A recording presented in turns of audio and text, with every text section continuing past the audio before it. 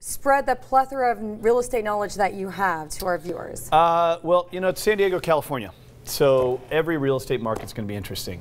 You know, whether it was 2001 when things were on fire, 2007 when the market crashed, or now. It's very volatile. So what you see right now is you have this incredibly hot housing market. People want to get into it. With mortgage rates, they're practically paying the mortgage for you.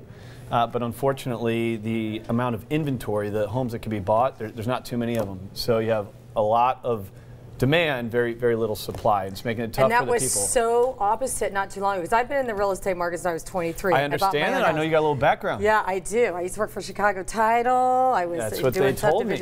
Yeah. They almost canceled me coming in here today. They're like, we don't even need you. No, but I've seen the whole cycle. No, I'm not. I'm doing this and my other stuff, so I'm kind of out of it. I'm a homeowner. Sure. But I know that, you know, it wasn't not too long ago that people were dumping out of their homes and there was so much inventory on the market. Yeah, exactly. So to explain to us what happened there. So why there's less inventory than there was before? I mean, like within the last 3 years. I mean, it hasn't been that long. No, I mean, literally the last 3 months. It's almost like the short sale market has stopped on a dime. And the real reason is that, think about it this way. First of all, it's good news, right? It's good news that less people are foreclosing on their properties, so there's less inventory, less homes, less people selling.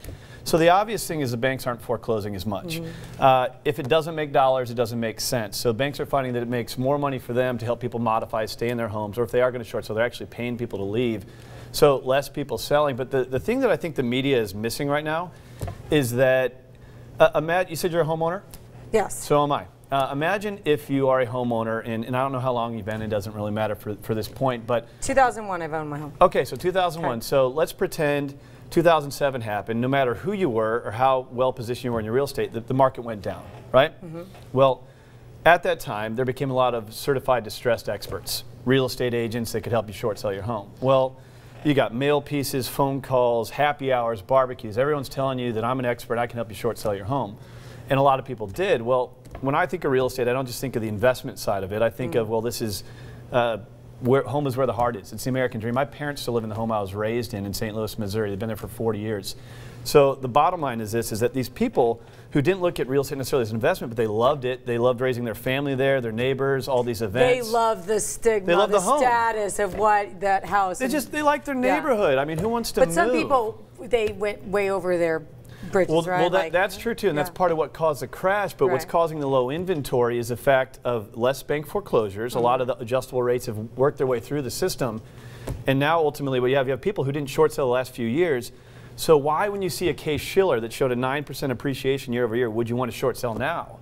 So people are holding on; they don't want to sell. They're enjoying the ride, and God love them, they should. Is it easier now to refinance? I mean, right after when they stopped doing stated income loans, they got really hard. Are they kind of softening up right now, the banks?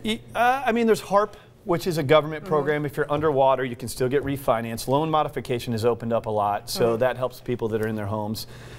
But I mean, you do have to qualify. The banks are tight with money, so that makes things a little bit more complicated. So I'm just trying to figure out why people they're able to afford their homes, or they're making it happen. But let's go back to the first-time buyers and why it's so tough for them. So we know there's less properties coming on the market. Think about when I drove down here. I drove from my radio studio from 805. I hit traffic, right? Thousands of cars. You see it in San Diego, especially when it drizzles, right? Yeah. So you have thousands of cars in a 5-lane highway. What you have is you have all these people trying to buy in very few lanes to go through, very few properties. Now you could say, well, there's so many cars, in this case so many buyers. You could say there's too few lanes, in which case is the supply of homes. Or you can say that the people in the cars don't know how to drive, and that's what I relate to the professionals right now. There's a lot of people that don't know how to navigate this market. So you have a lot of buyers, very few homes, low inventory we just described, and the first-time home buyer, who the person you and I appreciate buying home, you know, the guy who served in the Army, married, has a kid, wants to buy a home, accomplish the American dream, get tax advantages, build equity, all that good stuff with buying real estate. He's getting squeezed out, and who's he getting beat out by? The cash investor, the guy looking to flip, the guy from China. And there are a lot of those guys out there right now, especially San Diego, right? Well, yeah, and I would say that's the problem, but that's what we got to help people with, because when I want to help people, I consider myself a consumer advocate, buy real estate, what I want to help them do, I want to help that first-time home buyer. And they can still get their offers accepted. There's this big misconception that because there's low inventory and all these cash buyers, I can't get my offer accepted. And that couldn't be further from the truth. If you took 10 realtors, 9 of them are going to complain that it's a tough market and too hard to get your offer accepted. Well, that's because there's always something to complain about. One of them, those are the doers. Those are the doers. Those are the doers. So the top percentile of professionals know how to navigate this market. Yeah. If you connect with them versus your dad's cousin's uncle's brother's roommate from college, they can help you. You can get that offer accepted because I'm selling. I'd rather accept the guy with a VA loan who served our country than a cash buyer. So how do these first-time buyers find that top 2%? As far as in the realtors, people who know what they're doing, I like to help people. You know, I'm not a realtor. I feel like I'm a good relationship connector. That's what we do on my radio show. But really what you have to do is you have to be willing to ask the tough questions. And I think a lot of times in real estate, there's 290,000 real estate licenses in California. So it's easy to find someone. I could walk out into UTTV and find a realtor. In fact, I did on my way over here. I stopped at a restaurant. It seems to me like I would say 9 out of 10 people are realtors here in San Diego. That's what it seems like. Well, I'm exaggerating. Or getting into the profession isn't difficult. Being good at the profession is. Yes. And so you got to really ask questions. You have to say, how many deals are you going to close this year? And if it's under 100, they're not that good. I mean, that's a hard truth, and I'm not trying to be callous. But if you're serious about buying into the American dream at the best market to buy a home probably ever with the lowest cost of home ownership, when interest rates are at record lows, they're practically paying your mortgage for you. You gotta align with someone who knows what they're doing. So asking questions like, how many transactions do you plan to close this year? I think getting some testimonials from some of their other past clients is a good thing to do as well. But don't just connect with your buddy at work, and don't connect with someone your dad recommended that closed a deal 10 years ago. You got to aim for the pros.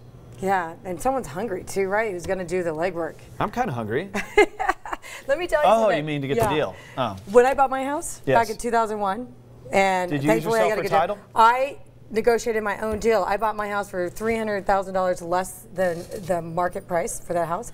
But I had watched the house. You make a good point. I watched it, and I knew the history of the house. I did my research as I brought in my reporter talents, and then I came in at the right time. I made the deal, and it took me 5 minutes to negotiate my deal. Beautiful. And people were trying to buy me out of escrow. But I'll tell you this right now. So I never got upside down, even when the market went down, because I had bought it under to begin with. Well, I'll tell you, that market versus I'm now. making people laugh in the studio. I get fired up when I talk about good deals. The thing about then and now, and that's an amazing story, but that house that you would have gone offer and looked and done that research, it's already got 20 offers on it. I know. So. Well, you have to, like, I spent a year finding a house. You have to do your research or hook up with someone who will do that. And care about you got to trust the professional, and not only on the real estate side, but on the lending side. I represent Synergy One Lending. I work with them over there, and part of it is the realtor. Part of it is having a strong approval. I encourage getting a close-on-time guarantee, putting $1,000 on that from your lender. That's good tips. Can we pull up your website real quick so people can go and get more information? Yeah. My job is to connect people. Tell the guys what your website is. CraigSewing.com. So anyone who wants to connect with me, what I'm going to do is you're going to email me through the website. There's a little contact form, and I will essentially help you develop a financial blueprint. It doesn't pay me a penny. I don't get paid a penny to do it.